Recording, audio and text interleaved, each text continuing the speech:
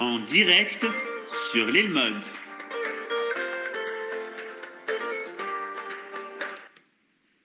Shalom à toutes et à tous, on est très content de se retrouver avec le Rav Menachem Ackerman. Ça fait un bon temps qu'on ne s'est pas retrouvés puisqu'il y a eu les grandes vacances, la pause depuis Tisha B'Av. Bien sûr, je rappelle que tous les cours de Tisha B'Av sont en ligne sur le YouTube de l'île Mode, donc n'hésitez pas à les voir, les revoir. Il y a beaucoup de gens qui ont donné beaucoup de bonnes appréciations. C'était une journée importante. Et on est avec toi, Rav Ackerman. Et comme chaque année, on se prépare aux fêtes de Tishri. Et le Rav Kook lui-même, qui a écrit Orot HaTshuva, avait lui-même, chaque année, relisé, réétudié ce que lui-même avait écrit Orot HaTshuva. Et je crois que ça fait 3 ou 4 ans que pour se préparer à Rosh Hashanah Kippour, bah, c'est ce qu'on fait. On suit les traces de notre maître, le Rav Kook. Et à chaque fois, on arrête les cours principaux, puisqu'on avait le cours d'habitude qui était l'étude de Kolator, pour se plonger dans Orot HaTshuva. Bechavod Arav Akraman. Nous sommes dans une étude continue d'année en année de Orot HaTshuva, chapitre 6 du Rav Kook. Et pour faire une introduction, on va réétudier l'introduction de Manitou. Et merci à Menachem, c'est lui qui me l'avait envoyé. La Tshuva, c'est une toute petite introduction de Manitou sur le texte de Orot HaTshuva. On l'avait lu l'année dernière, on le relit, ça nous permet de réintroduire les choses. Alors, Manitou dit comme ça: l'histoire du monde est celle d'une tentative.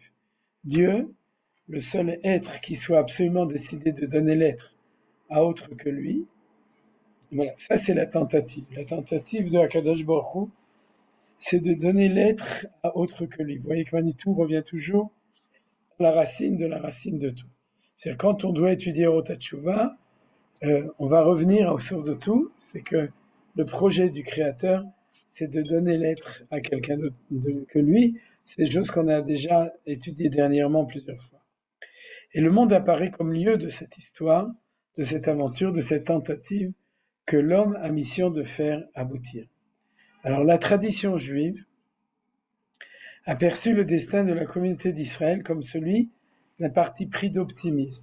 Le projet du Créateur réussira, car le monde est traversé d'un courant d'âme, Israël, dont tout l'être consiste à vouloir ce que Dieu veut. Jusqu'à là, c'était encore une introduction, on n'est pas encore dans la Tchouva. Alors on continue. Alors que l'aventure du monde mène les hommes au risque de toutes les errances, de tous les échecs, de toutes les désespérances, Israël garde dans sa mémoire l'expérience des recommencements. Cette mémoire du secret des origines lui donne la force du revenir, en hébreu teshuva. C'est-à-dire qu'on voit que déjà, Manitou, il nous donne une définition de ce que s'appelle la teshuva. C'est la capacité de recommencer. C'est-à-dire c'est la capacité de savoir qu'on peut toujours recommencer. Ça veut dire corriger les choses et mener, transformer tout ce qui est mal en bien. Alors tout ça, c'est les errances, les échecs, les désespérances. C'est ça qui en fait régit le monde de tout temps.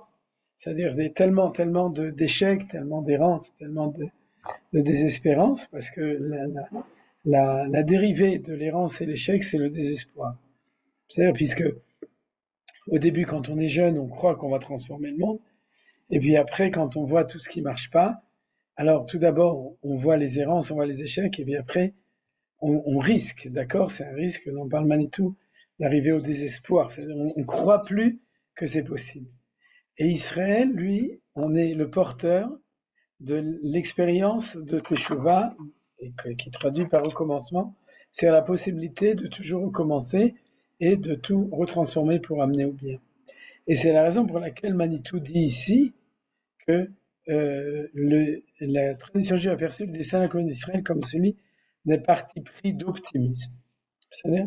Alors c'est vrai que les juifs sont optimistes, c'est vrai qu'il y a aussi des juifs pessimistes, moi j'en connais, et tout le monde n'est pas optimiste, mais c'est vrai que le peuple juif, de manière générale, il est trop optimiste. D'ailleurs, des fois, ça lui joue des tours, parce que la situation n'est pas bonne, et puis il croit qu'il est tov. C'est-à-dire comme avant la Shoah, comme aujourd'hui dans le monde, où je ne sais pas si ces juifs doivent être tellement optimistes de ce qui se passe au niveau de l'antisémitisme, mais en tout cas, c'est une maladie congénitale du peuple juif, c'est d'être optimiste. Et si on se demande pourquoi, alors Manitou a une réponse à ça, c'est parce qu'on est optimiste, parce qu'on est dans l'espérance. Et comment on est dans l'espérance? Parce qu'on sait que le projet de Dieu, il va réussir. C'est-à-dire, on a ça à l'intérieur de nous, à l'intérieur du peuple juif, on a une conviction intérieure, une connaissance interne, que le projet de Dieu va réussir. Et ça, c'est l'idée de tchouva. L'idée de tchouva, c'est le fait que ça va marcher. Il y a un projet. Alors ce projet, c'était la première piska. C'était donner l'être à autre que lui. C'est ce qu'on étudie à d'autres occasions.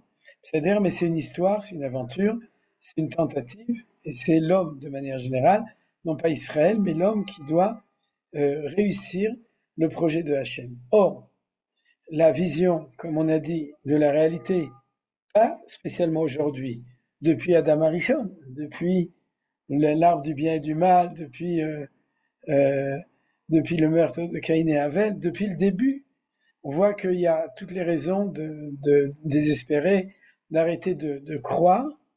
Or, nous portons à l'intérieur, contrairement justement à l'humanité, qui sait que c'est possible, mais qui n'y croit pas forcément, vu tous les échecs. Et le rôle du peuple juif, c'est de transporter dans le monde cet optimisme du fait de savoir que tout ça, ça va marcher, ça va réussir. Alors, on va lire la dernière piska de Manitou. Lorsqu'il y a faute dans les péripéties individuelles du métier de l'homme, teshuva signifie repentir. Ouais. Ça me rappelle une blague, je crois que Manitou avait cité que quelqu'un avait essayé de se suicider et puis ça n'avait pas marché. Il va chez le commère, chez le curé, et puis il dit mon père, ouais, j'ai essayé de me pendre et ça n'a pas marché. Qu'est-ce que je dois faire? Et donc le curé lui répond repens-toi, mon fils. Donc tout ça c'est à propos du repentir. Et ça, c'est le repentir, c'est la tchouva, mais le mot tchouva, c'est un mot qui est beaucoup plus large. En français, quand on parle de repentir, c'est que on comprend la tchouva dans le sens des péripéties individuelles du métier d'homme. Alors, Manitou fait attention à ne pas seulement parler des fautes religieuses, mais de manière générale, dans le métier d'homme, c'est-à-dire dans le destin individuel de chacun, oui, on passe énormément d'épreuves, d'expériences, de péripéties, et puis il y a souvent faute, c'est-à-dire faute, donc erreur, errance, tout ça. Et à ce moment-là, eh bien, ce qu'on appelle la teshuva pour l'individu, c'est le repentir. Manitou continue. Lorsqu'il y a errance dans la poursuite du projet divin, teshuva signifie retour aux voies de l'origine. Et ça, c'est important. Parce que le mot teshuva ne veut pas dire repentir, ça veut dire revenir. C'est-à-dire le retour. Tashuv, c'est-à-dire im tashuvu elay tashuv, ken veshavta, c'est-à-dire la chouve, c'est revenir. Et c'est donc le retour. Maintenant, pourquoi c'est important? Parce que le retour, c'est une notion beaucoup plus large que le repentir. Le repentir, c'est le tzimtzum, c'est la restriction de l'idée de tchouva au destin d'un individu. Mais il y a un projet divin général, ce dont on a parlé dans la première piska, dans le premier paragraphe de Manitou, c'est tout le projet de la création. C'est pour ça que Manitou a commencé avec le Ratson, à Eloki, la volonté de Dieu, lorsqu'il a créé le monde, qui était de donner la vie à un autre que lui. C'est-à-dire l'étive, le zoulatos, qu'on a déjà appris souvent, qui était le projet et la volonté du Créateur. Et donc, là-dessus, il y a aussi errance. Il y a toutes sortes d'erreurs, d'errances,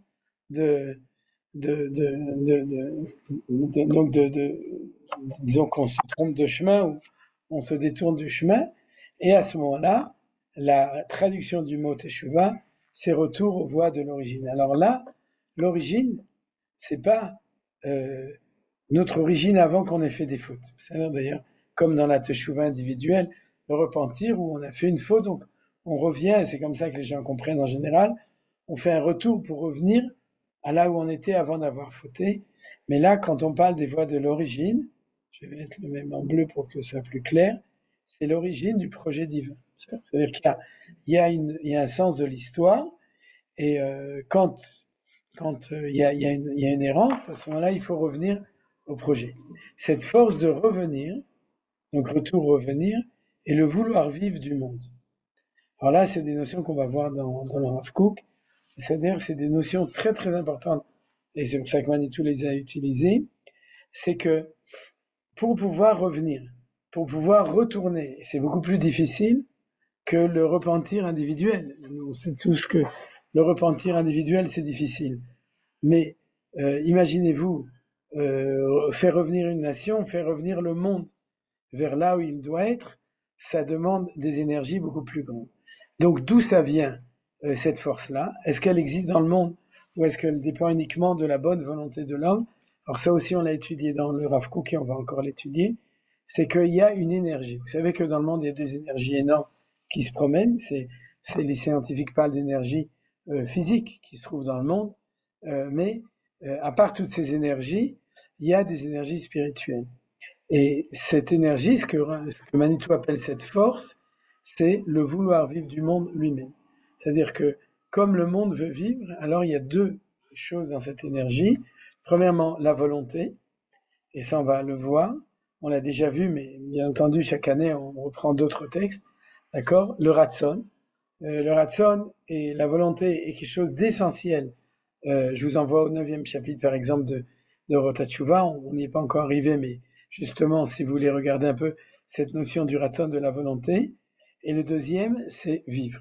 C'est-à-dire qu'il y a un lien profond entre la bonne santé, de vouloir vivre, et la tchouva. C'est-à-dire que comme on veut vivre, le monde veut vivre, tout veut vivre, l'univers,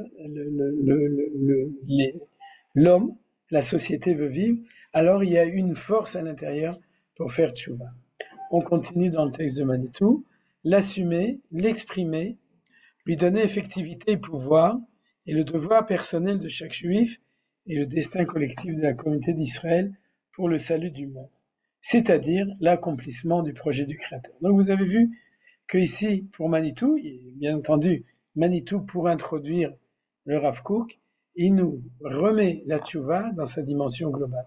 C'est la réussite du projet du Créateur. Et cette réussite du projet du Créateur, c'est le salut du monde, c'est pas le salut d'Israël.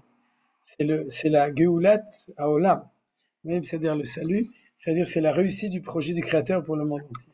Alors si c'est la réussite pour le monde entier, tout le monde doit faire tchouva, bien entendu. Tout le monde peut faire tchouva, bien entendu. Les goïms aussi, ils feront tchouva, au niveau, autant au niveau individuel qu'au niveau des sociétés. Mais à ce moment-là, quel est notre rôle à nous? Le rôle d'Israël, c'est c'est lui donner effectivité et pouvoir, l'assumer, l'exprimer. C'est-à-dire que nous, on est en fin de compte le ferment, on est celui qui réveille le monde à cette chose-là. Alors, pourquoi est-ce que le monde a besoin de ça? C'est ce qu'on a vu dans le paragraphe d'avant. C'est que la tendance naturelle de l'homme, j'irais, est au pessimisme, au manque d'espoir, d'espérance, d'une possibilité de transformer le monde. C'est vrai qu'il y a aussi énormément, même chez les hommes de manière générale, dans la nature humaine et dans la société humaine, il y a énormément d'espoir et de conviction intérieure que le monde est capable d'être changé. C'est pas vrai qu'il n'y en a pas. Et malgré tout, il y a aussi beaucoup de pessimisme, de désespoir, ce qu'on appelle les yéhouch, c'est-à-dire de ne pas être convaincu que c'est possible. Et donc nous dit Manitou, nous dit Rav Kook, nous dit la Torah, pour pouvoir enseigner au monde entier que Yetov Vod Yoter Tov, c'est-à-dire que le monde peut être transformé, peut sortir du mal, du marasme, du désespoir, de tout ça. Alors ça, c'est le rôle d'Israël. Et pourquoi c'est le rôle d'Israël? Parce qu'on a ça à l'intérieur de nous. Ça, on a terminé donc l'étude de l'introduction de Manitou à ce thème. Le Rav Kook a consacré un important ouvrage, Orot HaTshuva, 3 petits points, et ce texte se trouve dans Le Retour, recueil composé par Rav Avraham Yeshua Zuckerman, publié à Jérusalem en 93 par l'organisation sioniste mondiale. C'est un petit recueil génial. Menachem, tu as tout le recueil dans ton site? Oui. Alors c'est super. Quoi? Qu'est-ce que tu dis? Article en privé, mais il n'est pas sur le site, il n'est pas publié sur le site. Non. Bon, eh ben, ce serait bien. Mais en tout cas, euh, c'est un très très très très beau. C'est un rassemblement d'articles de différentes personnes, dont Manitou, Rav Yoshua Zuckerman Zatzal, qui a eu aussi sa Haskara, le Gimel Tammuz, le Gimel Elul la semaine dernière. Et donc, il s'appelle Le Retour justement parce que il reprend le thème dont on a parlé, c'est que la Teshuvah individuelle fait partie d'une lecture collective de tous les mouvements de retour qui sont pas seulement de l'individu, qui sont pas seulement de la société non plus, parce que c'est aussi le retour au projet de Hakadosh Baruch Hu qui fait partie d'un projet qui est au-delà même de la société humaine. C'est-à-dire, c'est l'homme qui est responsable de transformer tout ça. Mais par exemple, quand on parle d'une notion importante qui s'appelle Shevirat Hakeli, le fait que dès que le monde a été créé, alors il y a un manque qui arrive, qui est la brisure ce qu'on appelle des kelim, des ustensiles, ou bien le tohu vavohu, c'est-à-dire le fait que dès que le monde a été créé, à ce moment-là, il y a un tohu bohu, c'est-à-dire il y a quelque chose qui est en situation de manque. Tout ça fait partie du retour de tout ramener au projet initial du créateur. Et donc tout ça, c'était l'introduction obligatoire du livre de Rav Kook. Et pour vous rappeler que, en fait, le grand problème des autres rabbanim, des autres Gdolei Israël, quand ils parlent de la tchouva en général, c'est une généralité, c'est qu'ils s'adressent uniquement à l'errance et à l'erreur individuelle. C'est-à-dire que si vous allez à des shiurim sur la tchouva qui ne sont pas reliés avec l'enseignement de Rav Kook et de Manitou, alors en général, on vous parlera surtout pas du retour du peuple juif sur sa terre, ou de retour de l'humanité entière, ou de retour au projet de Dieu, mais on vous parlera des problèmes psychologiques ou religieux des individus. Quand on parle de Moussa, c'est les problèmes psychologiques des gens, comment corriger les vertus, les midot, et puis quand on parle de religion, comment améliorer sa conduite religieuse, alors on parle pendant le Chodesh Elul de tout ça.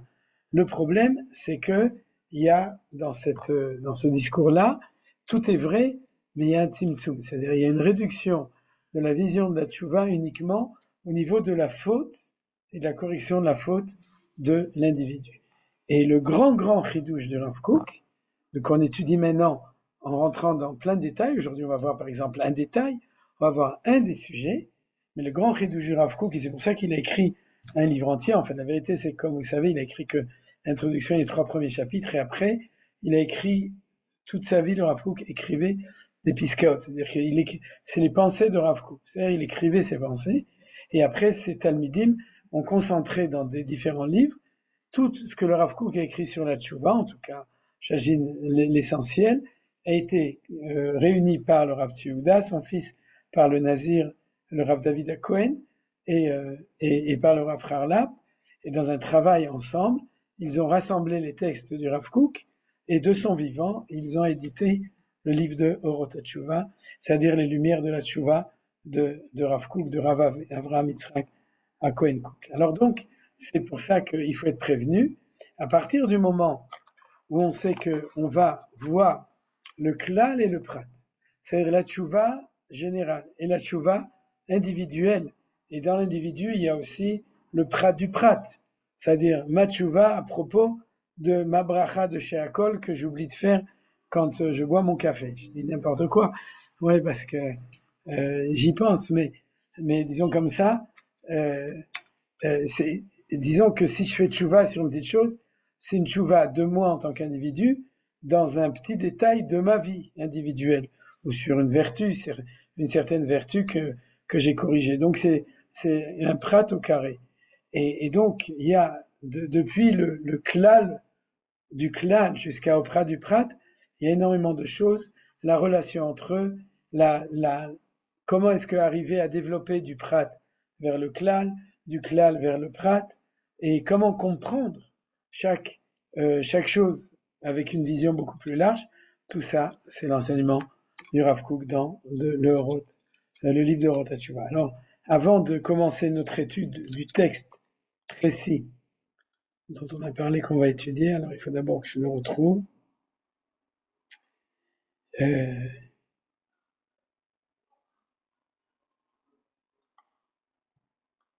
C'est ici. Non, c'est pas ici, ça c'était l'année dernière. On a étudié l'année dernière. Vous retrouverez le texte de l'année dernière aussi. Voilà, c'est ici. On est donc dans le texte de Rav Kook, le 3e Pisca. Et avant, je voudrais quand même signifier que nous sommes, comme vous savez, et comme on le sait, on est en train de vivre, on est en guerre depuis 2 ans, et que notre étude, bien entendu, on suit le texte, donc tout n'est pas forcément relié, mais notre volonté d'étudier ce texte est bien entendu liée avec ce qui est en train de se passer en ce moment. Et notre sentiment confus ou moins confus, c'est que ce qui est en train de se passer depuis 2 ans, quand on a cette vision, on prend ce recul et on a cette vision, c'est que premièrement, cette étude va nous donner une note d'optimisme qui est très importante, parce que et on a toutes les raisons depuis 2 ans, et justement, il y a beaucoup de juifs et beaucoup d'Israéliens qui sont dans la déprime, dans le pessimisme, dans l'angoisse, dans une vision terrible de ce qui est en train de se passer, surtout les gens qui manquent de Emouna. Mais avec cette étude-là, intégrée de manière générale, on peut avoir cette lecture et on doit avoir cette lecture qui nous montre qu'en ce moment, il y a des grandes choses qui sont en train de se passer. Alors, au niveau du Prat, il y a sans aucun doute un éveil de tchouva très grand qui se fait à l'intérieur du peuple juif. Je parle de tchouva religieuse. C'est-à-dire, on ne le voit pas forcément chez nos voisins, mais il paraît. D'accord? Dans l'armée, c'est très très fort et tout. Alors, il y a des gens pour qui c'est le seul indice de la tchouva, c'est ça. Il y a de plus en plus de chayelim qui veulent mettre un tzitzit katan, qui veulent mettre les tefilines, qui veulent mettre et qui veulent prier, etc. Et ça, on le voit. Mais d'après le Rav Kook, tout ça c'est extraordinaire et c'est vrai, mais c'est pas l'indice, le seul indice, c'est pas l'indice essentiel.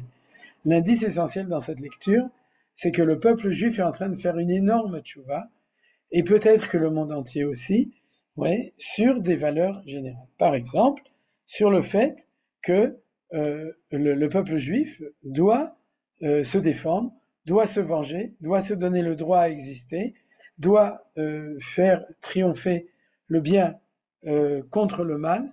Tout ça, c'est des choses qui sont en train de se passer actuellement. C'est les valeurs qui sont en train de se mettre en place. Beaucoup plus que ce qu'il y avait depuis des années, puisqu'il y avait des conceptions terribles, comme les accords d'Oslo, le fait d'avoir abandonné le Gush Katif, et énormément d'autres choses qui étaient un mouvement de recul au niveau de valeurs morales, qui sont les valeurs de l'expression du droit à Israël d'exister. Et quand on parle d'exister, alors il s'avère que c'est aussi l'existence collective au niveau de l'identité, je dirais, spirituelle. C'est-à-dire que sans la base de savoir pourquoi on est là, on se rend compte que c'est beaucoup plus difficile de savoir pourquoi on doit se battre. Et en ce moment, c'est ça le processus essentiel de Tchouva qui est en train de se passer depuis 2 ans. Bon, bien entendu, il faut étudier le Rav Kook pour pouvoir identifier non pas le phénomène, mais pour pouvoir identifier le fait que c'est un phénomène de Tchouva. Et donc, du coup, puisque c'est un phénomène de Tchouva, alors on a toutes les raisons, comme j'ai dit, d'être le porteur dans le monde de cet optimisme qu'on est en train de faire quelque chose de grand qui va amener à des grandes choses dans le monde, Bezrat Hashem, si Dieu veut. Alors ça, c'est une lecture de l'actualité en fonction de ce qu'on vient de voir dans le texte de Manitou. Alors après, maintenant, on va rentrer dans notre texte à nous. Nous avons 2 paragraphes dans le chapitre 6. D'abord, on va voir le titre général du chapitre 6. Le titre général, excusez-moi, il faut remonter un tout petit peu.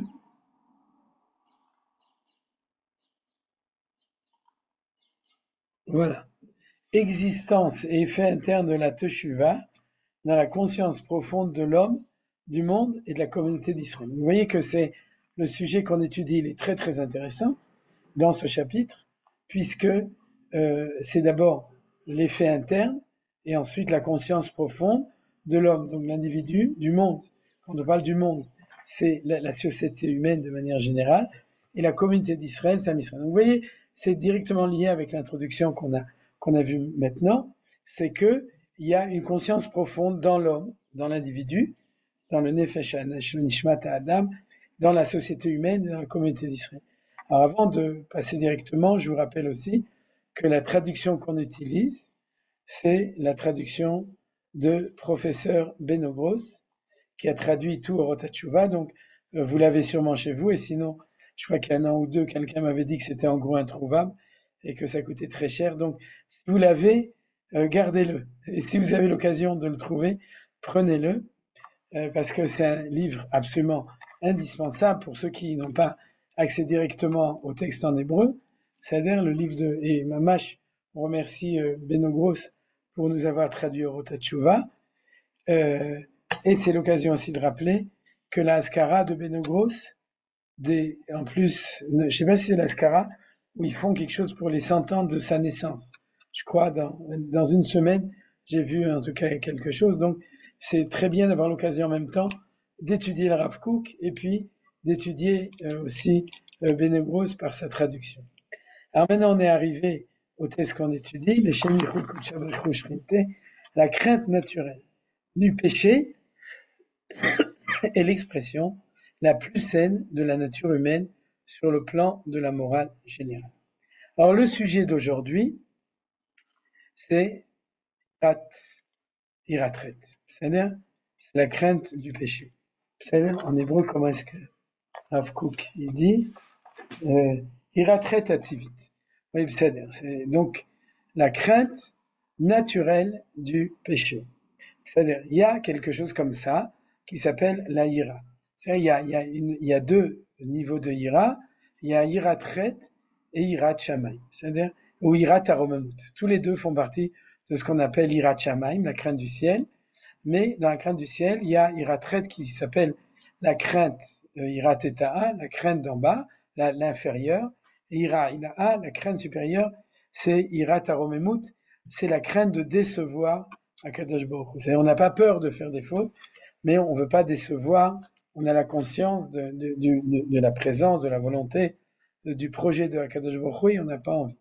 Donc, le Rav Kook nous dit, la première chose, c'est que c'est quelque chose d'avoir iratret, d'avoir peur de faire des fautes.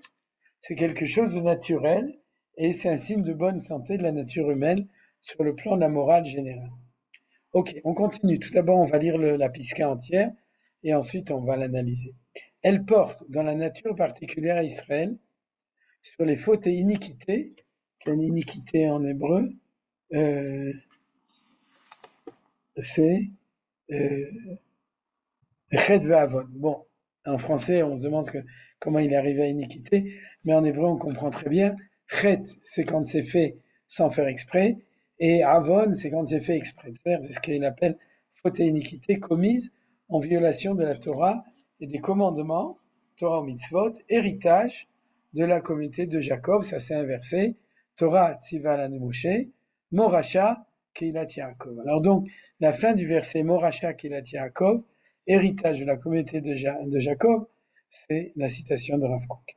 Israël ne recouvrera cette nature que par une vaste propagation de l'étude de la Torah, étude de la Torah en vue de former des maîtres et par la fixation régulière d'heures précises réservées à l'étude de la Torah pour de larges couches de la population.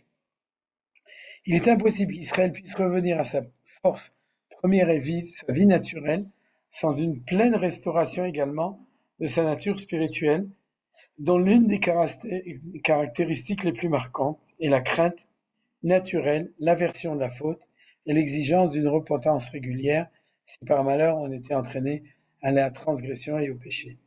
Lorsque la vitalité de la nation se renforcera, en s'étendant à tous les aspects de son activité, l'agitation qui trouble la pensée prendra fin, toutes les institutions nationales se préoccuperont à nouveau d'assurer également le rétablissement du profond caractère naturel de la moralité particulière à Israël, si scrupuleux pour distinguer dans le moindre détail entre l'interdit et le permis, les éléments les plus minutieux de la Torah et de l'enseignement des maîtres seront reconnus comme une manière de vivre essentielle, dont une vie nationale florissante ne saurait aucunement se passer.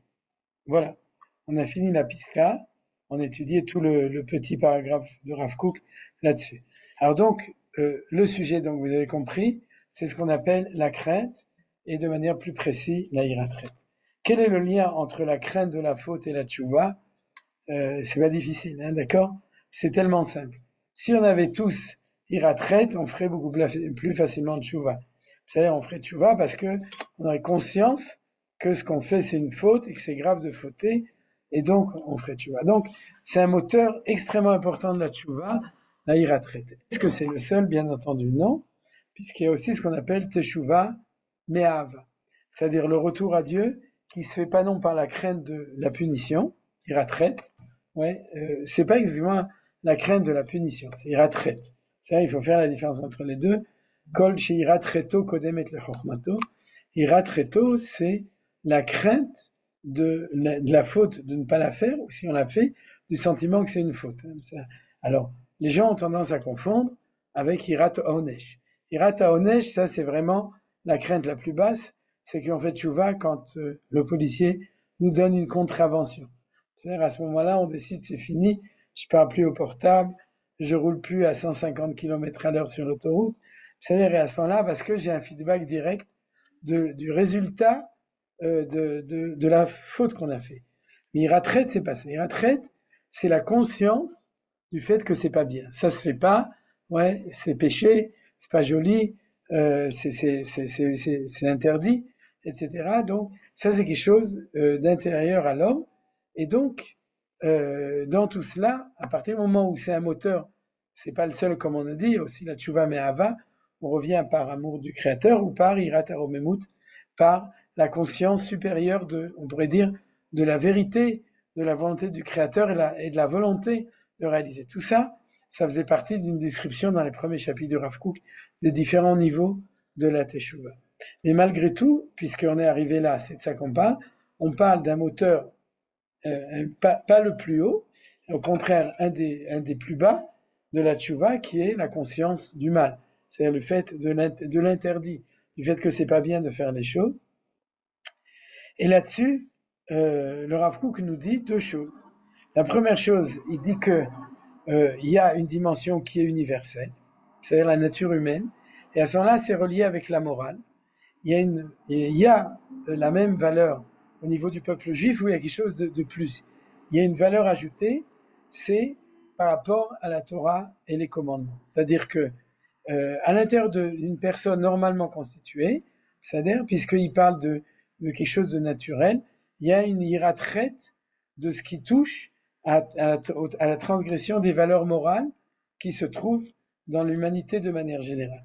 Et chez le peuple juif, il y a en plus de ça une hiratret naturelle, qui est de transgresser Shabbat, de ne pas manger kasher, de faire du lashon hara, de tout ça, donc ce qu'on appelle Torah ou mitzvot. C'est-à-dire tout ça, ça se trouve à l'intérieur du peuple juif.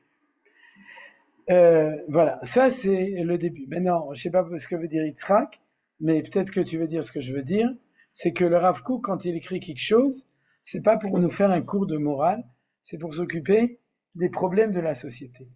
Et si aujourd'hui on demandait quel est un des problèmes de la société moderne, occidentale, on s'occupe surtout de la société occidentale, bien entendu, elle a une influence sur le monde entier, c'est que je dirais qu'il n'y a pas beaucoup de hiratret. C'est-à-dire, il n'y a pas beaucoup de crainte du ciel, ce qu'on appelle hirat shamayim. C'est-à-dire, il y avait une blague qui disait que les rues de Paris sont remplies de hirat shamayim. Je ne sais pas si vous connaissez. Pourquoi? Parce que tous les juifs qui arrivaient de Pologne, de Russie ou d'Afrique du Nord, au bout de 2 semaines, toute leur hirat shamayim qu'ils avaient, ils le jetaient dans la rue. Et puis à ce moment-là, c'est pour ça que les rues de Paris étaient remplies de hirat shamayim. Donc, c'est juste une blague pour faire remarquer que si vous réfléchissez à vos grands-parents, je pense qu'ils avaient beaucoup plus, je veux faire des généralités, mais ils avaient plus de hirat shamayim. C'est-à-dire que vous savez quelque chose comme ça, oui, c'est péché, on fait pas, on n'a pas le droit de se dépêcher, il faut faire, c'est pas bien, en yiddish, spas nicht, ça se fait pas, etc. Et puis aussi une conscience, oui, c'est marqué dans la Torah, c'est interdit, il faut pas le faire. C'est-à-dire, il y a quelque chose qui n'existe plus tellement aujourd'hui. Je vais essayer de donner aussi des raisons pour lesquelles ça n'existe plus aujourd'hui. Plus complètement, non, mais ça n'existe pas tellement. Et déjà à l'époque du Rav Kook, mais que nous, le Rav Kook était à l'époque de nos arrière-grands-parents, donc nous, on a l'impression qu'à l'époque il y avait, mais le Rav Kook, il était, n'oubliez pas, à l'époque de la Chiloniout, c'est-à-dire de tout ce mouvement à l'intérieur du peuple juif de lâcher la Torah. C'était valable en 1900, date à laquelle le Rav Kook a vécu. Et puis, tous ces grands mouvements qui commencent à atteindre le peuple juif, comme le communisme, justement le cléricalisme, le fait d'être la chiloniout, ce qu'on appelle aujourd'hui la chiloniout, donc l'athéisme, on peut dire comme ça, parce que jusqu'à ce moment-là, on pourrait dire en Europe orientale, en Afrique du Nord, tout ça, c'est des endroits qui étaient protégés un petit peu au Yémen, dans la plupart des communautés juives. Je ne parle pas du monde occidental, la France, l'Angleterre, l'Allemagne, etc., mais de là où il y avait les grandes masses de juifs, tout d'un coup, ce problème-là. Et le Rav Kook, il le voit. Et il se dit, c'est-à-dire, qu'est-ce qu'on peut faire? Alors, la réponse naturelle d'un religieux, c'est Yehush, c'est le désespoir. C'est-à-dire de dire, qu'est-ce qu'on peut faire? Il n'y a pas grand-chose à faire. C'est-à-dire parce que c'est quelque chose qui est a priori inné, ou tu l'as ou tu l'as pas. Ouais. La preuve, c'est comme ça qu'on peut interpréter cette phrase que j'ai marquée ici en dessous, qui est importante. C'est-à-dire, c'est la Gemara de Maseret Brachot. Vama Rabbi Hanina, Akol bidei Shamaim, Chutz mirat Shamaim, Shenemar, vous le connaissez, c'est tout est dans les mains du ciel, sauf la crainte du ciel, comme il est marqué dans Dvarim, Ve'ata Israël, Ma Adonai Elohecha Shoel Meimach, Kim Leira et Adonanecha, etc., etc. C'est-à-dire que Dieu te demande, s'il te plaît, please, et de la Hirat Shamaim. Ça veut dire quoi? Rabbi Hanina, il déduit de là que Dieu, il peut pas mettre la Hirat Shamaim à l'intérieur de toi. Il peut, mais il a fait l'homme de telle manière que la Hirat Shamaim, c'est l'obidé Shamaim, c'est pas bidé Shamaim. Moi, je traduirais ça de manière très libre. C'est que quand on voit le manque de Hirat Shamaim, eh ben, on peut pas faire grand chose. C'est-à-dire qu'on a l'impression que si la personne, elle n'a pas en elle-même, c'est-à-dire c'est quelque chose qui est profond en lui, alors, on peut pas le faire. Dieu peut pas le faire, et c'est pas marqué dans le Mahamar de Rabbi Hanina, mais je dirais c'est beaucoup plus difficile de le faire parce que il n'y a pas d'Hirat Shamayim. Alors vous comprenez que c'est un sujet qui concerne le Rav Kook de manière très sérieuse. On va revenir donc au texte de maintenant. Et c'est un sujet très sérieux. Il est possible que si Rav Kook avait vécu 200 ans avant, il aurait parlé d'autre chose. C'est-à-dire, il n'aurait pas dit en tout cas, il aurait tenu un discours différent parce que il lui aurait pas semblé que c'était un problème essentiel de la société. Alors, pourquoi est-ce que dans la société moderne il y a moins d'Hirat Shamayim? Je vais vous proposer 3 choses, mais qui me semblent des évidences. Oui, le libre arbitre, la démocratie et la conscience de l'homme que, en fait, il est maître de son destin. Ce qui a amené à des systèmes philosophiques comme le rationalisme, justement l'athéisme, le positivisme, c'est-à-dire à l'époque justement à la fin du 19e siècle, Montesquieu, etc., qui pensent que, en fin de compte, on peut se débrouiller tout seul sans Dieu. Et tout ça, ça a de manière évidente enlevé la Hirat Shamayim. C'est-à-dire la Hirat Shamayim, cette conscience que c'est péché, que c'est pas bien, que c'est interdit de faire. Tout ça, ça vient du fait d'une conscience qu'il y a un Dieu au-dessus qui donne les valeurs de morale et les valeurs du permis et de l'interdit pour Israël, d'après ce que dit pour les goïms aussi à leur niveau, mais Rav Kook qui dit pour Israël au niveau de tout ça. Et puis, en fin de compte, ça marche pas tellement. C'est-à-dire, tu dis à quelqu'un c'est péché, il dit bon, ok, c'est-à-dire toi tu es religieux, bon, pour toi c'est péché, pour moi c'est pas péché. C'est-à-dire où je vois pas le problème de pas faire Shabbat, je vois pas le problème de patrouiller, etc. Il y a quelque chose, c'est-à-dire, et je dirais même que ça va beaucoup plus loin que ça. C'est-à-dire que la phrase de Rav Kook qui dit que dans la nature particulière à Israël, elle a la crainte naturelle du péché sur les commandements, bof. Ouais, c'est-à-dire, à la limite, je dirais, si quelqu'un est arrivé à une conviction par l'étude, par énormément de choses, que c'est péché, alors oui.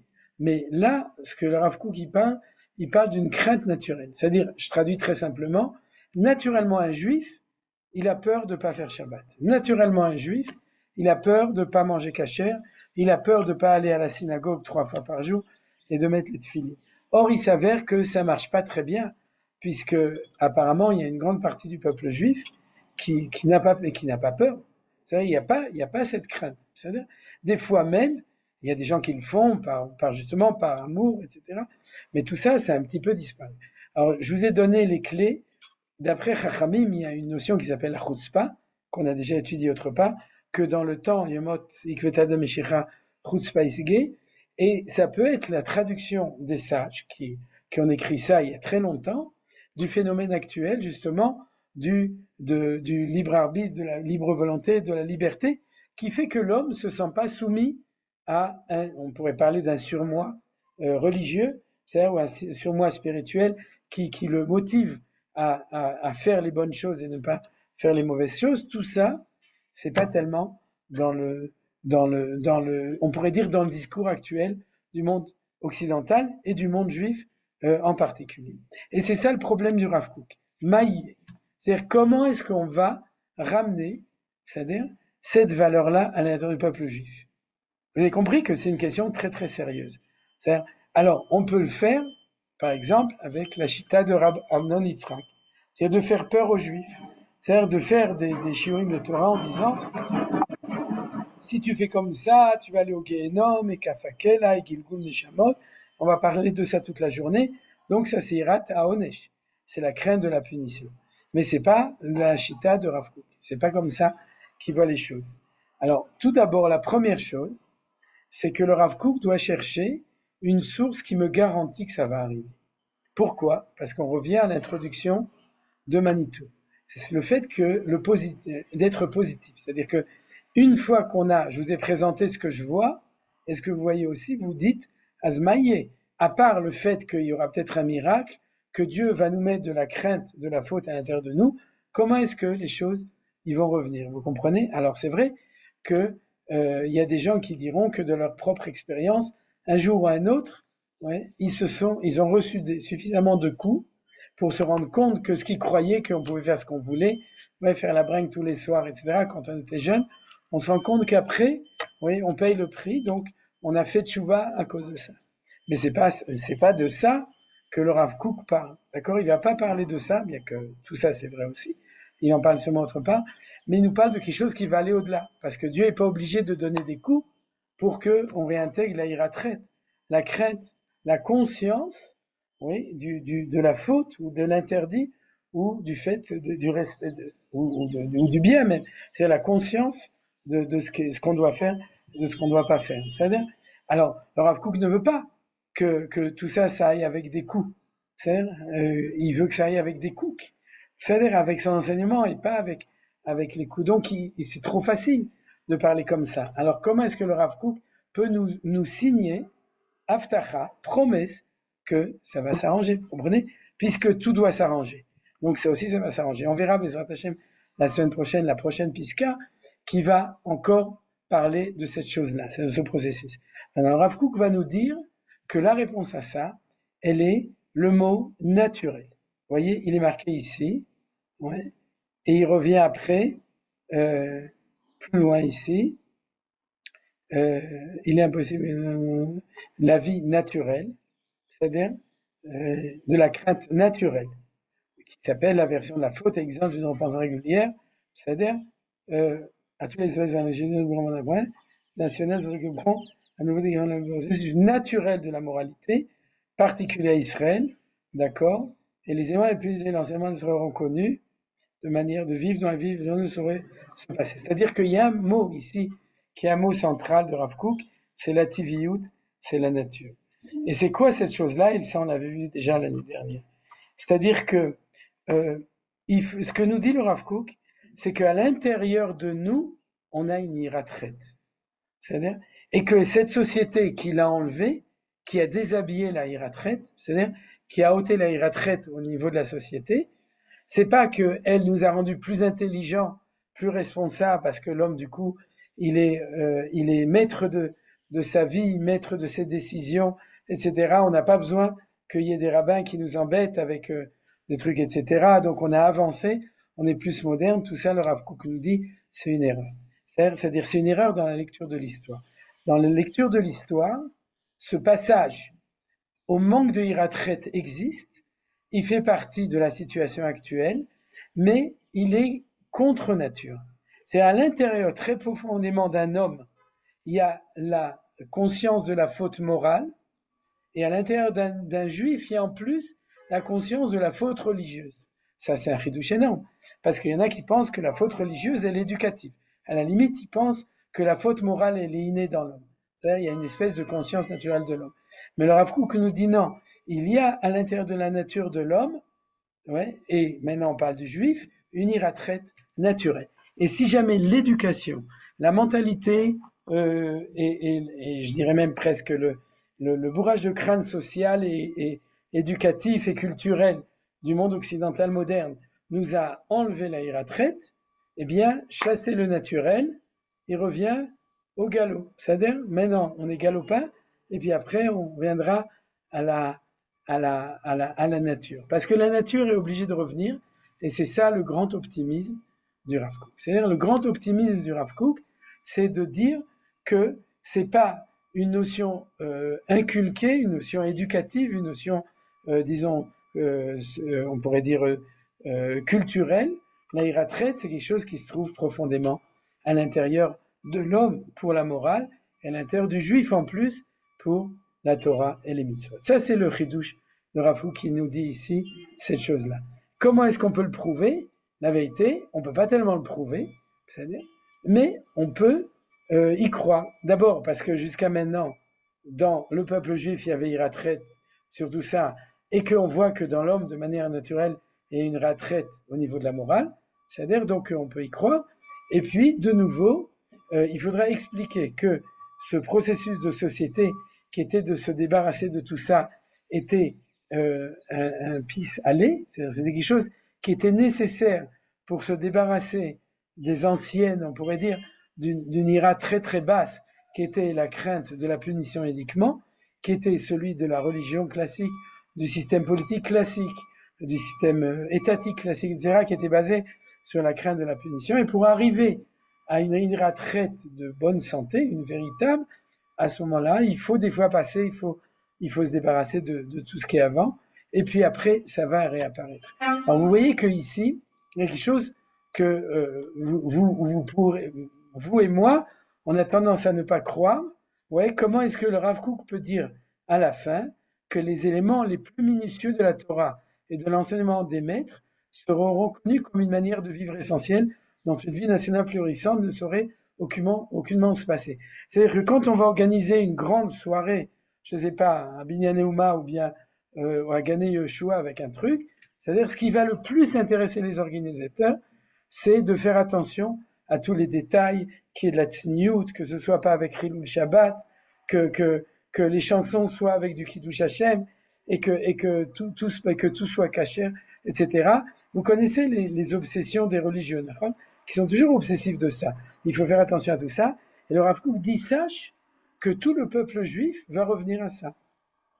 Et tous les juifs seront craintifs de respecter dans tous les détails tout ça.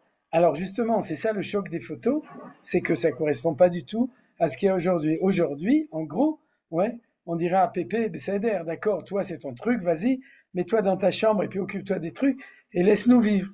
C'est-à-dire, c'est pas exactement comme ça. C'est vrai qu'aujourd'hui, je suis frappé, par exemple, dans les synagogues, moi je le vois depuis 2 ans, je pense qu'il y avait déjà avant, mais que je suis frappé, en tout cas à Jérusalem, là où je prie, de voir qu'il y a plein de jeunes qui prient avec beaucoup de piété, c'est-à-dire avec beaucoup de kavanot et tout, et avant on avait l'habitude que les vieux y priaient comme ça, et que les jeunes ils étaient pressés, il faut aller au travail, le truc, la petite kippa, et puis tout. Et aujourd'hui on voit beaucoup de ferveur, dans une force de ferveur dans la jeunesse. C'est-à-dire, je parle de nos milieux et tout. Donc c'est vrai que c'est en train d'arriver. Mais là, on est dans une prophétie du Rav Kook, une prophétie de promesse que ça va arriver. C'est-à-dire, ça va arriver que naturellement, l'homme va retourner à une exigence, parce que c'est quelque chose qu'il a dans ses tripes, une volonté d'avoir de la hirat shamayim, hirat tret au niveau de la faute, de la morale, et que le peuple juif incroyable, il va pas supporter qu'il y ait quelque chose qui soit pas selon la Torah et les mitzvot. C'est-à-dire, il va pas supporter parce que c'est ça qu'il a véritablement dans les tripes, et c'est pas les autres qui vont nous enseigner ce qu'on a dans nos tripes. C'est-à-dire que dans nos tripes, on a la volonté de liberté, atalota gidlimala asot, ouais, tu vas pas me dire ce que j'ai à faire, je fais ce que je veux, ma barocheli, c'est-à-dire, etc. Tout ça, on croit que c'est l'homme de nature, la nature de l'homme, pas l'homme de nature, la nature de l'homme, et nous dit le Rav Kook, la vraie nature de l'homme, c'est Akol bideshamay chutz mi yirat shamayim, et maintenant dans le sens que la yirat shamayim, c'est pas Dieu, c'est ce qu'il y a au plus profond, à l'intérieur de l'homme, il y a cette yirat shamayim. Alors il y a juste un point qui est important, et la vérité, c'est que je ne sais pas comment l'expliquer vraiment, mais le Rav Kook, il nous dit quand même de manière opérative comment on le fait. Mais je vois que ça marche. C'est quoi? C'est qu'Israël ne recouvrira cette nature que par une vaste propagation de l'étude de la Torah, étude de la Torah en vue de former des maîtres, et par la fixation régulière d'heures précises réservées à l'étude de la Torah pour de larges courses de la position. C'est-à-dire, il dit qu'il faut former les élites, c'est-à-dire les maîtres, et ensuite il faut aussi diffuser à l'horizontale avec tout le monde. Et la vérité, c'est que ça marche. Ça marche. C'est-à-dire, il ne faut pas faire des cours de moussard de Hiratred. Il ne faut pas shoot meod que les gens s'assoient à étudier la Torah. Et quand les gens, de manière, avec des grands maîtres, et ensuite, de manière populaire, on enseigne la Torah, toutes les parties de la Torah, nous dit Rav Kook qu'il y a une segoula. Ouais. La segoula, c'est que Kol shiratreto kodemet le chokhmato chokhmet. Tomit Kameh, dans la Mishnah, il y a marqué qu'il faut avoir la crainte du chet avant d'étudier la Torah. Mais Rav Kook nous dit qu'on peut aussi inverser les choses.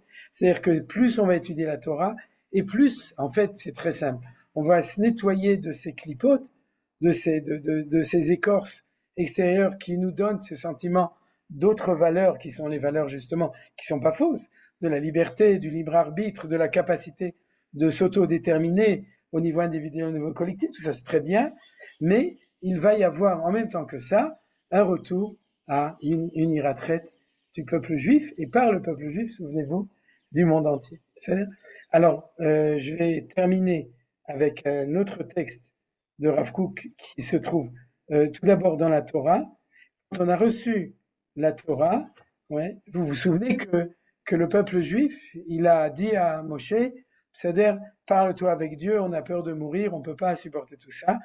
La réponse de Hachem, Vemoel Moshe daberata imanu venishmea, Valdaber imanu Elohim penamut, Vayomer Moshe laam al tiraou, qu'il va avour nasot etrem ba Elohim, ou va avour tiye irato al penechem le vilti techeta. Vous voyez, c'est-à-dire que ça, on a tendance à peut-être l'oublier.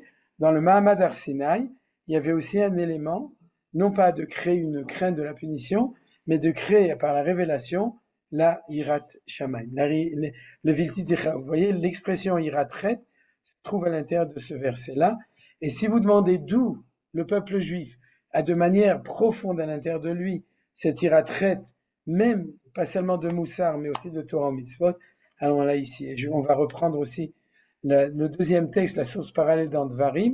Vous voyez que Shomachem et Akol mitoch hachoshech ve'ar boer ba'esh vatikrevun elai kulchem kol rashi shivtechem v'ziknechem vatomeru en eranu Adonai Eloheinu et kevodo ve'et godlo ve'et kolo shamanu mitoch ha'esh hayom hazeh ra'aynu ki yidaber Elohim et ha'adam v'chai ve'ata lama namut ki tochlenu ha'esh hagdola hazot. Tout ça mélange les prix parce que le texte de Vaet Hanan est plus extensif que le texte de Yitro sur la description de ce qui nous est arrivé au moment du Mahamad Har Sinaï.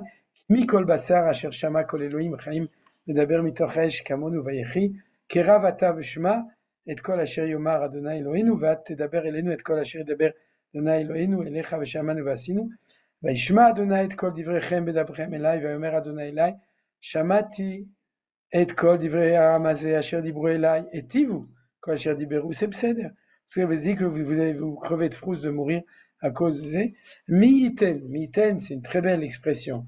Dit Dieu, alevai, vaya levavam zelahem le iraoti, velishmo et kol mitzvotai kol hayamim, leman itav lahem velivneim leolam. C'est-à-dire que l'événement du Sinaï a imprégné en nous cette grande Hirat Shamayim. Ah, ça, c'est indélébile. C'est-à-dire, ceux qui ne le font pas, c'est qu'ils sont indébiles.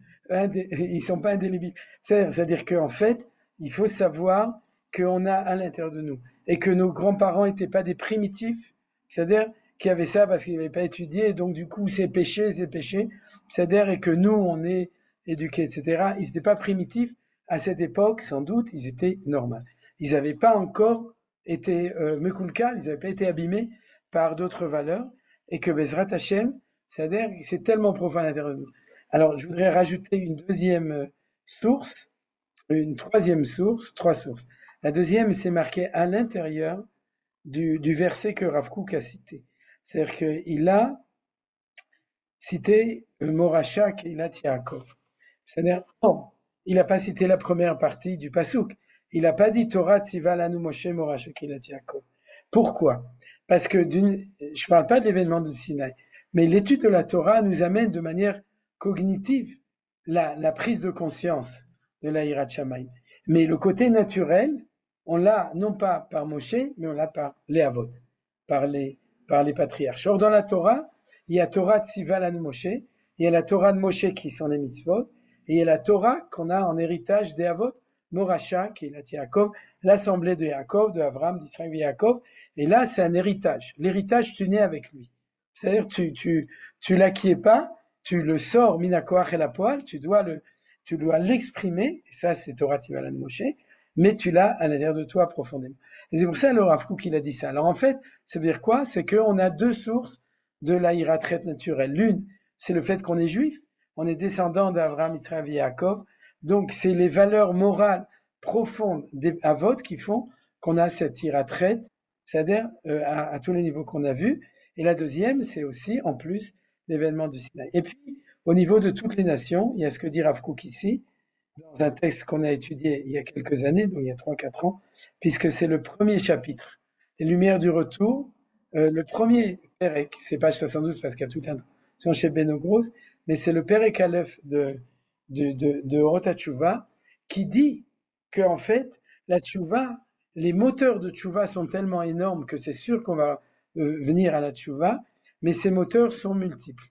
Il y a tout d'abord les coups, c'est-à-dire le feedback de la nature, qui fait qu'on se rend compte que on se conduit pas comme il faut, c'est-à-dire, et il dit que c'est pas les coups qu'on donne au Bédine, c'est la nature elle-même qui nous annonce que si on fume trop, eh bien, comme on disait dans le temps, je fume, tu fumes, nous fûmes, c'est-à-dire, et puis ensuite, il y a, c'est-à-dire le monde lui-même, et nous donne une possibilité, il a en lui imprimé par le feedback, par la réaction qui donne la possibilité de tchouva.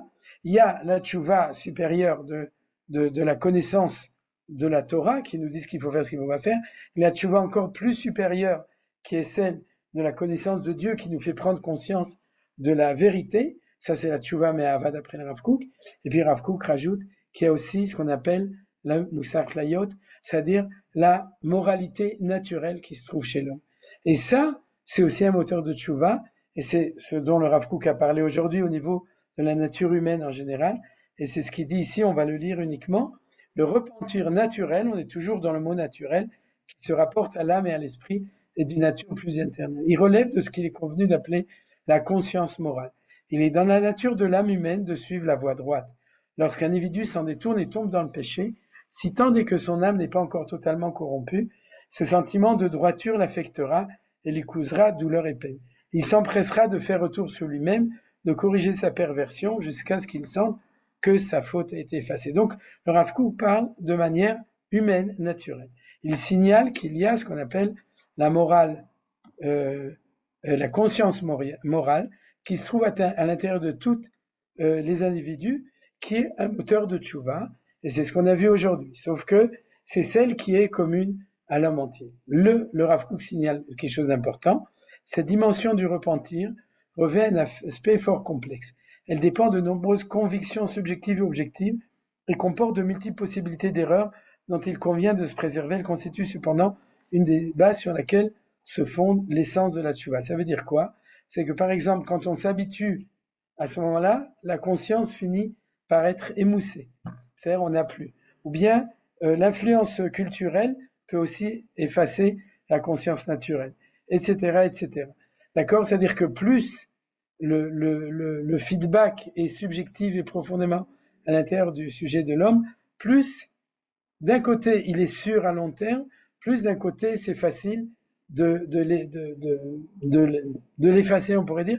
Et c'est ce qui se passe aujourd'hui dans la société moderne, ce qui s'est passé de manière dramatique au moment de la Shoah, dans tous les nazis et tous leurs aides, etc., qui ont réussi à effacer la conscience morale de ceux qui ont opéré tout ce qu'ils ont fait.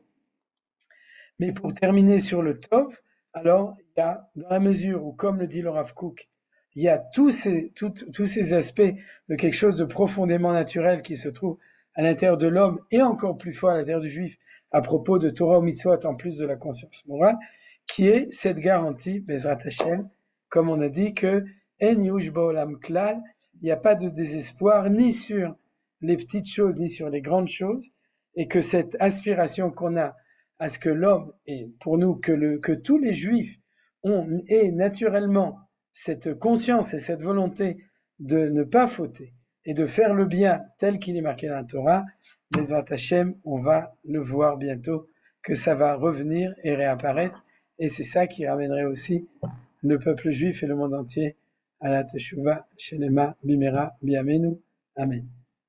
Zéou, Toda Rabba pour l'attention, et donc du coup, comme d'habitude, si vous avez des marques, des remarques, Seder ou des questions, vas-y Marc, qu'est-ce que vous voulez dire?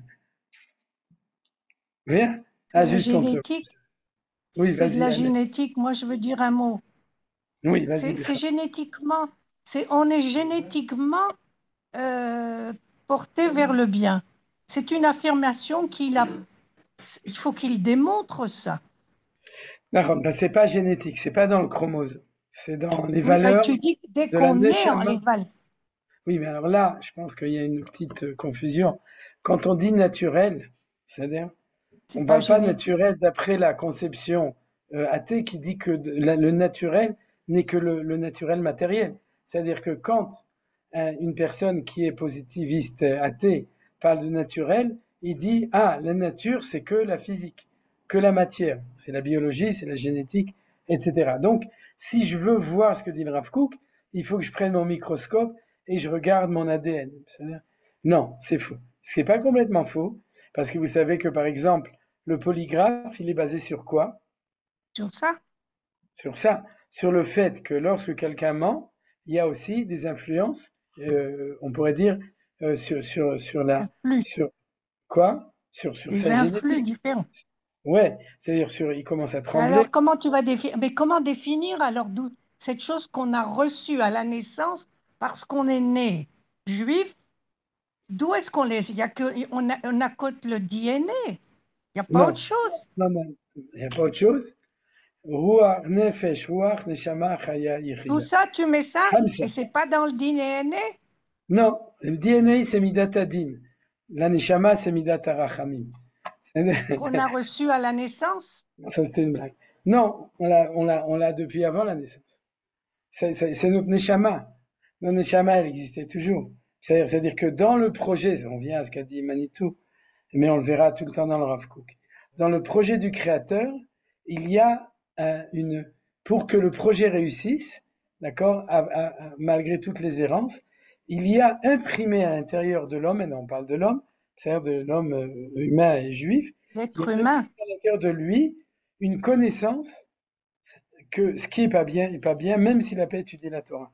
C'est-à-dire, c'est par exemple ce qu'on dit que quand l'enfant est dans le ventre de sa mère, il a un air au-dessus de lui,